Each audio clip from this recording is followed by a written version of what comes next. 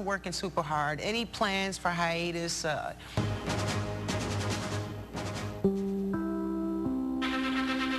This is an NBC News Special Report. Here's Brian Williams. And good day from New York. We're about to take you down to Washington, the White House briefing room in the West Wing, where President Obama is about to enter the briefing room, give a statement on Obamacare, the Affordable Care Act, and then after that, notably, take questions from journalists. This is believed to be the first significant opportunity journalists will have to ask the president about the developing situation in Ukraine. White House correspondent Peter Alexander standing by for us in the front row. Behind him, the door that will open and reveal the president. And Peter, what's the ostensible reason for the statement on health care first? Brian, this is the end of that grace period regarding Obamacare that ended April 15th. The president told state insurance commissioners who were here at the White House that 35% of the enrollment is those under the age of 35. Basically, that there was a large number of young individuals signing up that has been viewed as crucial to have this Affordable Care Act work as the law goes forward. Separately, when we hear him speak about the issue of Ukraine right now, he's expected to be grilled about the next step for the U.S. Senior administration officials indicated to reporters that the next steps, the next sanctions are prepared. They are ready to go. But a short time ago, an agreement was announced by Secretary of State John Kerry, who said that at least for the moment, if there is no more violence and the troops, the pro-Russian troops in the eastern part of Ukraine hold their arms, hold their weapons, that there will not be any sanctions, at least until this weekend. All right, Peter Alexander, we will let you take your seat as we await the president walking into the briefing room. We'll keep watching there to see when that door opens. As you may know, Peter mentioned the 40,000, give or take, Russian troops on the other side of the Ukrainian border. It has made for a dicey situation. We have seen just in the last 24 hours the first real sporadic violence as Ukraine has moved on its own. Here comes the president into the briefing room.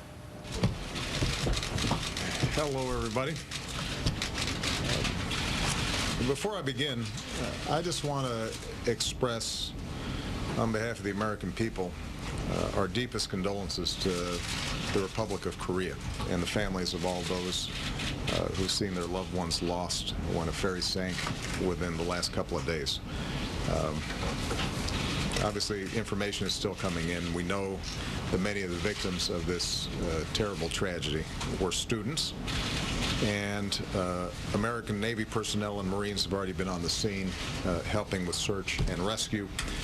As one of our closest allies, our commitment to South Korea is unwavering in good times and in bad, and that's something I'll underscore during my visit to Seoul next week.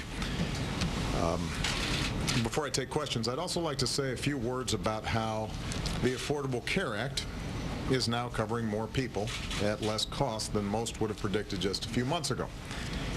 The first open enrollment period under this law ended a little over 2 weeks ago, and as more data comes in, we now know that the number of Americans who've signed up for private insurance in the marketplaces has grown to 8 million people. 8 million people. 35% of people who enrolled through the federal marketplace are under the age of 35. All told, independent experts now estimate that millions of Americans who were uninsured have gained coverage this year, with millions more to come next year and the year after. We've also seen signs that the Affordable Care Act is bringing economic security to more Americans. Before this law added new transparency and competition to the individual market, folks who bought insurance on their own regularly saw double-digit increases in their premiums. That was the norm. And while we suspect that premiums will keep rising, as they have for decades, we also know that since the law took effect, healthcare spending has risen more slowly than at any time in the past 50 years. In the decade before the Affordable Care Act, employer-based insurance rose almost 8% a year. Last year, it grew at half that rate. Under this law, real Medicare costs per person have nearly stopped growing. The life of the Medicare Trust Fund has been extended by 10 years. And the independent Congressional Budget Office now expects premiums for plans on the marketplace to be 15% lower than originally predicted. So those savings add up to more money that families can spend at businesses, more money that businesses can spend hiring new workers. And the CBO now says that the Affordable Care Act will be cheaper than recently projected. Lower costs from coverage provisions will shrink our deficits by an extra $100 billion. So, the bottom line is, under the Affordable Care Act, the share of Americans with insurance is up, the growth of health care costs is down, hundreds of millions of Americans who already have insurance now have new benefits and protections, from free preventive care to freedom from lifetime caps on your care. No American with a pre-existing condition like asthma or cancer can be denied coverage. No woman can be charged more just for being a woman. Those days are over. And this thing is working. I've said before, this law won't solve all the problems in our healthcare system. We know we've got more work to do. But we now know for a fact that repealing the Affordable Care Act would increase the deficit, raise premiums for millions of Americans, and take insurance away from millions more. Which is why, as I've said before, I find it strange that the Republican position on this law is still stuck in the same place that it has always been.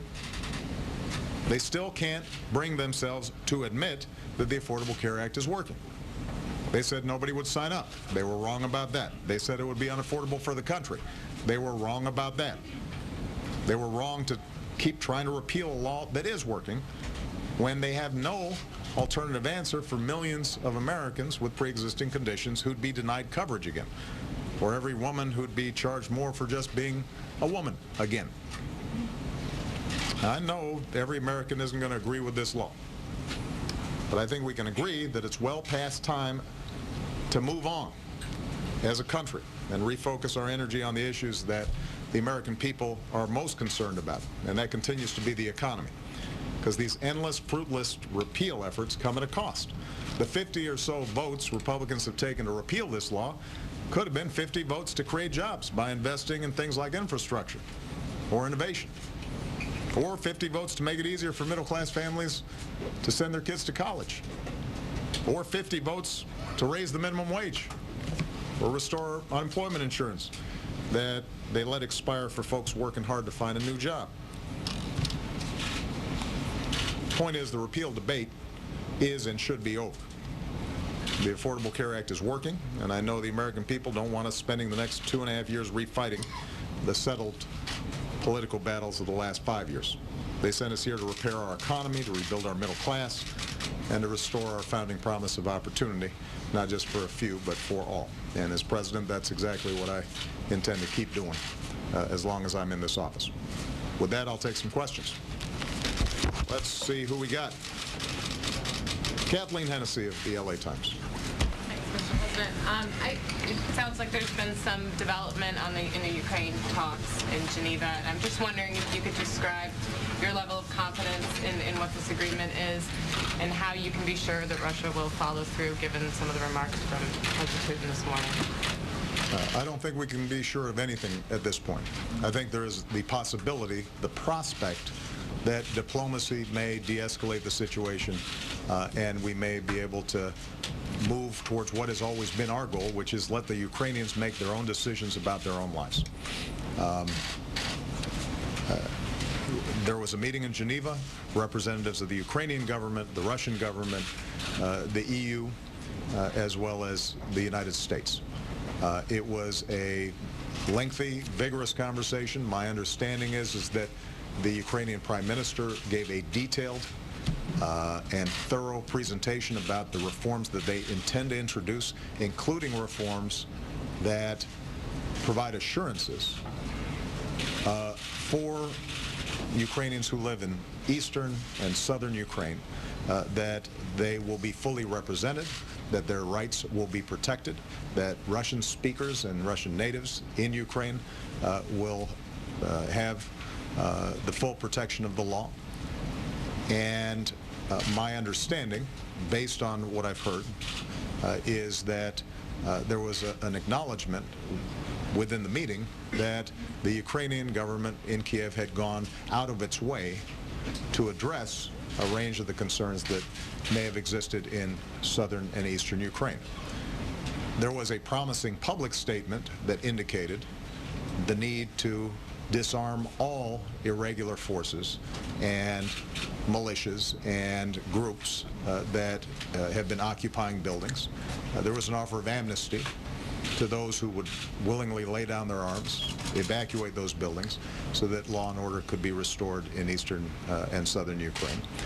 The Russians signed on to that statement, and the question now becomes, will in fact they use the influence that they've exerted in a disruptive way to restore some order so that Ukrainians can carry out an election, move forward with the decentralization reforms that they've proposed, stabilize their economy, and start getting back on the path of growth and democracy, and that their sovereignty will be respected.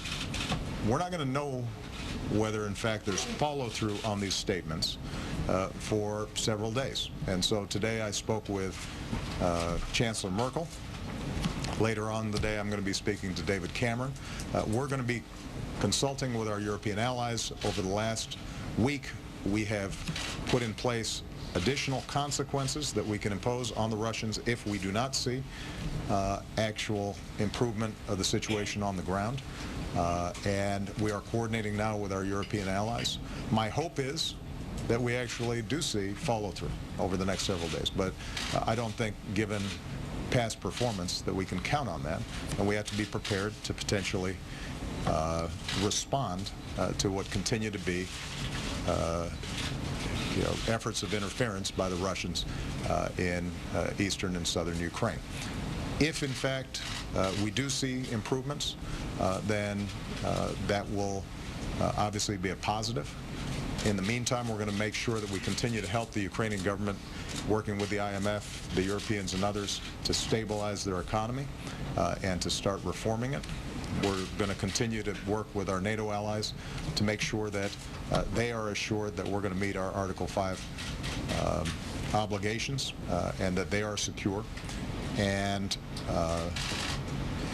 as I've said before, I think I had an interview with Major yesterday in which I mentioned this whole exercise by the Russians is not good for Russia either. There are, I think, a number of articles today indicating the degree to which an economy that was already stuck in the mud is further deteriorating because of these actions. And in my conversations with President Putin, I've emphasized the same thing, that we have no desire to see further deterioration in the Russian economy. On the other hand, we are going to continue to uphold the basic principle of sovereignty and territorial integrity for all countries, and that there is a way for Ukraine to be independent, to be sovereign, and to have positive relationships with both the West and the East, with both its European neighbors and its Russian neighbors. And that's our primary concern. Maria Peña, La Opinión. Yes, thank you, Mr. President. I've got a hot spot for you here in the U.S. House Majority Leader Eric Cantor said or claimed that you haven't learned how to work with them, and he's angry that you're attacking the GOP on the lack of movement on immigration reform. So I was wondering how you respond to that. And the second part to that, right now you have hunger strikers across the street demanding relief for undocumented immigrants. And I was wondering if you can dispel the rumors, or if there's a leak from the White House, that you will make some sort of announcement in the coming weeks to expand that relief for the undocumented. Thank you. Well, I actually had a very pleasant conversation with Mr. Cantor yesterday. Really? I did.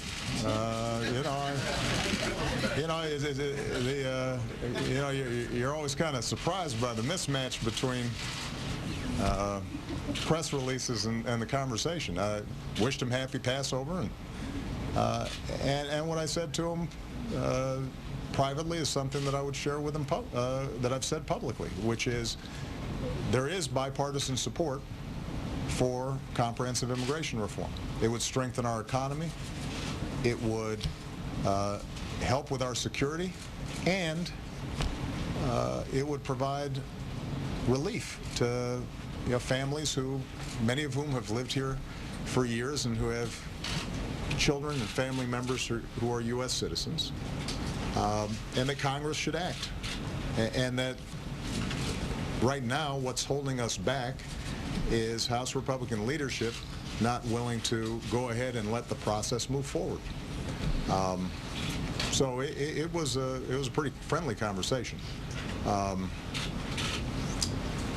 think in his press release, I gather he was referring to the observation that we had made a day earlier, that it had now been a year since the Senate had passed a strong bipartisan bill, and that although we had heard a lot of talk about the House Republicans being interested in doing something, nothing had happened yet. And suggesting that we need some urgency here. I still feel the same way. I know there are Republicans in the House, as there are Republicans in the Senate, who know this is the right thing to do. I also know it's hard politics for Republicans because there's some in their base that are very opposed to this. But what I also know is that there are families all across the country who are experiencing great hardship and pain because this is not getting resolved. I also know that there are businesses around the country that could be growing even faster, that our deficits could be coming down faster, that we would have more customers in our shops if we get this thing resolved. We know what the right thing to do is. It's a matter of political will. It's not any longer a matter of policy. And I'm going to continue to encourage them to get this done. As far as our actions, Jay Johnson, our new head of Department of Homeland Security, has been talking to everybody, law enforcement, immigrant rights groups, to do a thoroughgoing review of our approach towards enforcement. And we're doing that in consultation with Democrats and Republicans and with any interested party. I do think that the system we have right now is broken. I'm not alone in that opinion. The only way to truly fix it is through congressional action. We have already tried to take as many administrative steps as we could. We're going to review it one more time to see if there's more that we can do to make it more consistent with common sense and more consistent with, I think, the attitudes of the American people, which is we shouldn't be in the business necessarily of tearing families apart who otherwise are law-abiding. And so let me, I won't get into timing right now because Mr. Johnson's going to go ahead and do that review. Tamara Keith. Yes. So regarding the Affordable Care Act, I think you... Yeah, let's talk about that. Since you brought it up. I think everyone agrees that it has flaws. But Democrats have been sort of reluctant in Congress to reopen the conversation. And Republicans have been more than happy to reopen the conversation, but in a different way. Now that, as you say, it's here to stay, there's so many people that signed up. In this environment, is it possible to do the kind of corrections that the business community and many others would like to see, sort of small technical corrections? It is absolutely possible, but it will require a change in attitude on the part of the Republicans. I have always said from the outset that on any large piece of legislation like this, there are going to be things that need to be improved, need to be tweaked. I said that I think the day I signed the bill. And I don't think there's been any hesitation on our part to consider ideas that would actually improve the legislation. The challenge we have is that if you have certain members in the Republican Party whose view is making it work better is a concession to me, then it's hard in that environment to actually get it done. And I recognize that their party is going through the stages of grief, right? And anger and denial and all that stuff. And we're not at acceptance yet. But at some point, my assumption is that there will be an interest to figure out how do we make this work in the best way possible. We have 8 million people signed up through the exchanges. That doesn't include the 3 million young people who are able to stay on their parents' plan. It doesn't include the 3 million people who benefited from expansions of Medicaid. So if my math is correct, that's 14 million right there. You've got another 5 million people who signed up outside of the marketplaces but are part of the same insurance pool. So we've got a sizable part of the U.S. population now that are in the for the first time in many cases, in a position to enjoy the financial security of health insurance. And I'm meeting them as I'm on the road.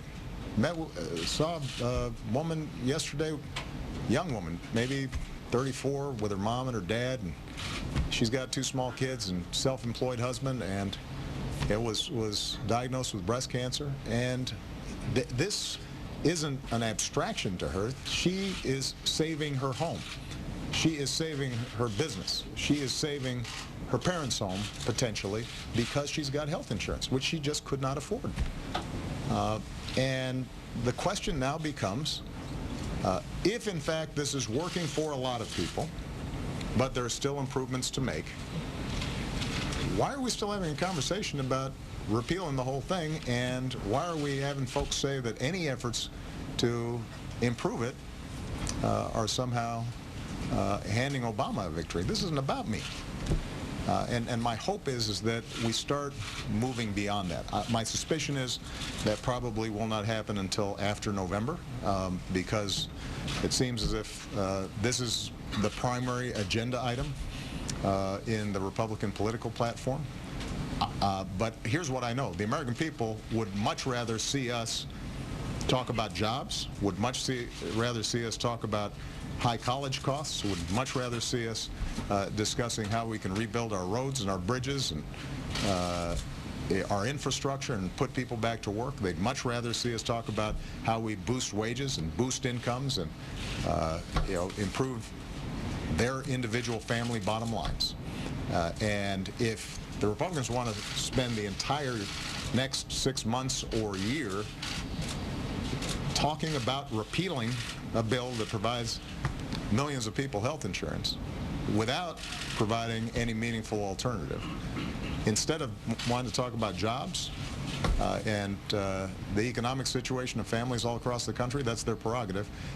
At some point, I think they'll make the transition. That's my hope anyway. If not, we're just going to keep on doing what we're doing, which is making it work for people all across the country. I'm sorry, I'm going to say one last thing about this, just because this does frustrate me. States that have chosen not to expand Medicaid for no other reason than political spite. You got 5 million people who could be having health insurance right now at no cost to these states. 0 cost to these states, other than ideological reasons. They have chosen not to provide health insurance for their citizens. That's wrong. It should stop. Those folks should be able to get health insurance like everybody else. Isaac from Politico, where are you guys? There you are. Thank you, Mr. President. Given all that you were just saying about the Affordable Care Act, do you think it's time for Democrats to start campaigning loudly and positively on the benefits of Obamacare? Will you lead that charge? And on Ukraine, you've said in other situations, Iran, for example, that the military option remains on the table even as talks go on. Is the military option on the table with Russia? And if so, would that be through NATO forces, through lethal aid to Ukraine? Now, keep in mind, I think I've been very clear that military options are not on the table in Ukraine, because this is not a situation that would be amenable to a clear military solution. What we have to do is to create an environment in which irregular forces disarm, that the seizing of buildings cease, that a national dialogue by Ukrainians, not by Russians, not by Americans or anybody else, but by Ukrainians takes place, they move forward with reforms that meet the interests of the various groups within Ukraine, they move forward with elections, and they start getting their economic house in order. That's what's going to solve the problem. And so obviously Russia right now still has its forces amassed along the Ukrainian-Russian border as a gesture of intimidation, and it is our belief, and not ours alone, but I think broad portions of the international community believe that Russia's hand is in the disruptions and chaos that we've been seeing in southern and eastern Ukraine. But there is an opportunity for Russia to take a different approach. We are encouraging them to do so. In the meantime, we're going to prepare additional responses should Russia fail to take a different course. We've already had an impact on their economy that is well documented. It could get significantly worse. But we don't have an interest in hurting ordinary Russians just for the sake of it. Our strong preference would be for Mr. Putin to follow through on what is a glimmer of hope coming out of these Geneva talks, but we're not going to count on it until we see it. And in the meantime, we're going to prepare what our other options are. With respect to the Affordable Care Act, my point is that we've been having a political fight about this for 5 years. We need to move on to something else. That's what the American people are interested in. I think that Democrats should forcefully defend and be proud of the fact that millions of people like the woman I just described, who I saw in Pennsylvania yesterday, were helping because of something we did. I don't think we should apologize for it. I don't think we should be defensive about it. I think there is a strong, good, right story to tell.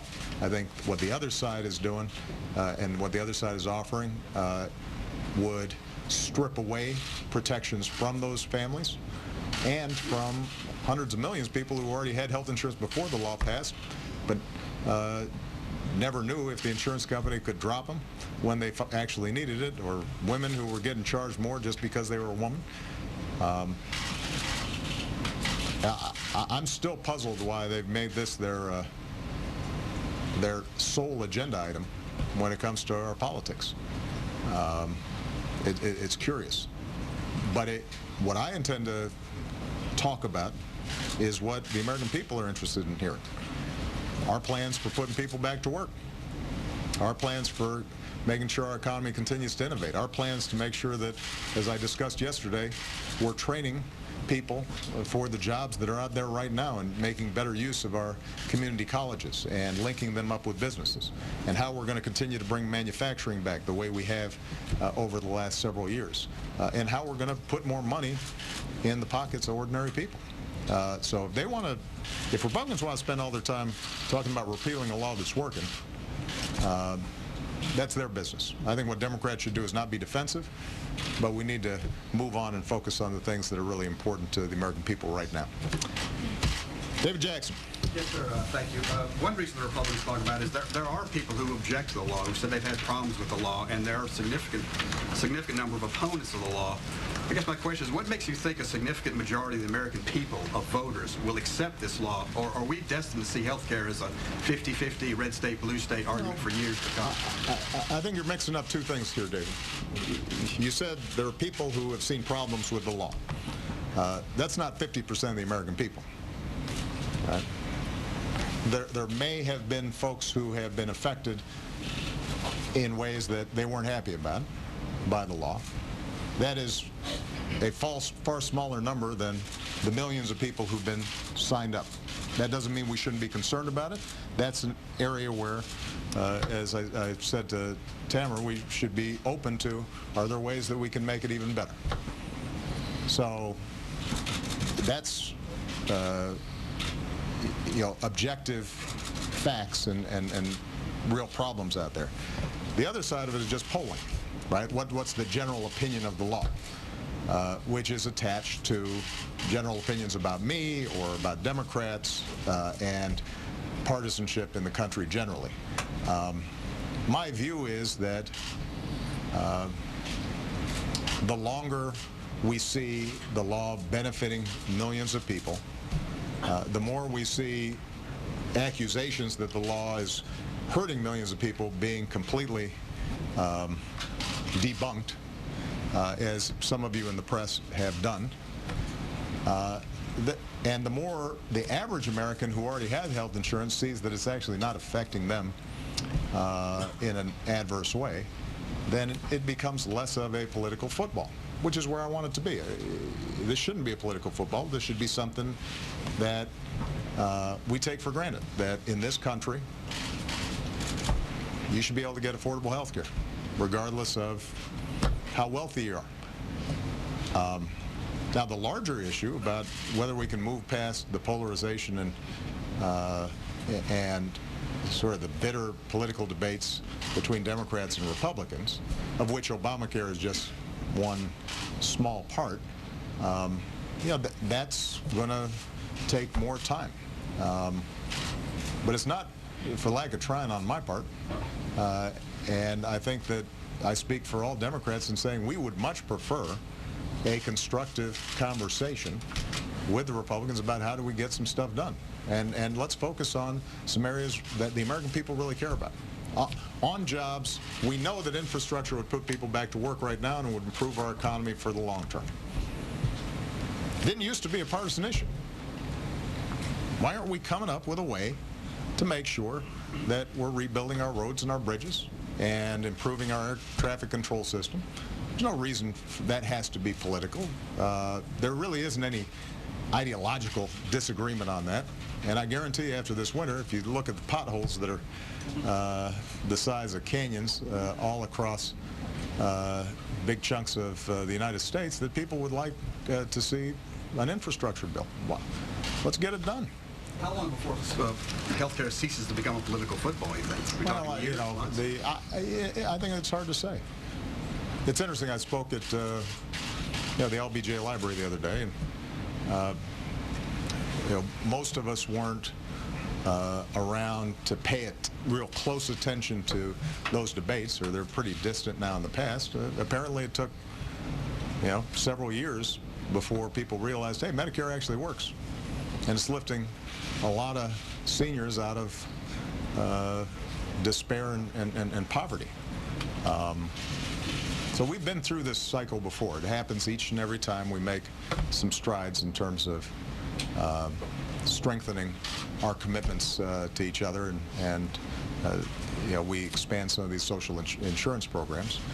There's a lot of fear-mongering and a lot of political argument and debate, and a lot of accusations are flung back and forth about socialized medicine and the end of freedom, and then it turns out that it's working for a lot of folks, and we still live in a free market society, and Constitution's intact, and then we move on. And I don't know how long it's going to take, but in the meantime, how about us focusing on some things that the American people really care about? All right? Thank you, everybody. Jews have been receiving leaflets suggesting they should self-identify. President Obama with a full-throated defense of Obamacare, the Affordable Health Act there, a few swings at Republicans, but also a lot of substance on the topic of Ukraine and Russia. Looking over the notes here, he said, we can't be sure of anything where Russia is concerned. He said all of this with Ukraine is, quote, not good for Russia. He called their economy stuck in the mud. Our chief foreign affairs correspondent, Andrea Mitchell, has been among those watching along with us from our D.C. newsroom. Andrea, what stuck out at you? Well, also that he said that he will watch what Russia does, that Russia should now use the influence that it has used in Ukraine to disrupt the Ukraine government to try to restore order, but that he doesn't have great confidence that they will do that. So it was pretty stark in saying that he does not believe that Russia will follow through, but he's going to give them a chance, keep talking to the allies, and wait on sanctions, but be ready to move if Russia does not comply. Andrea Mitchell from our D.C. newsroom. In fact, the president did threaten additional no responses for Russia and said, quote, it could get significantly worse for them. All of it deserves watching. We'll have a report on all of it when we join you this evening from New York for NBC Nightly News. For Peter Alexander at the White House, Andrea Mitchell in our D.C. newsroom, I'm Brian Williams, NBC News, New York.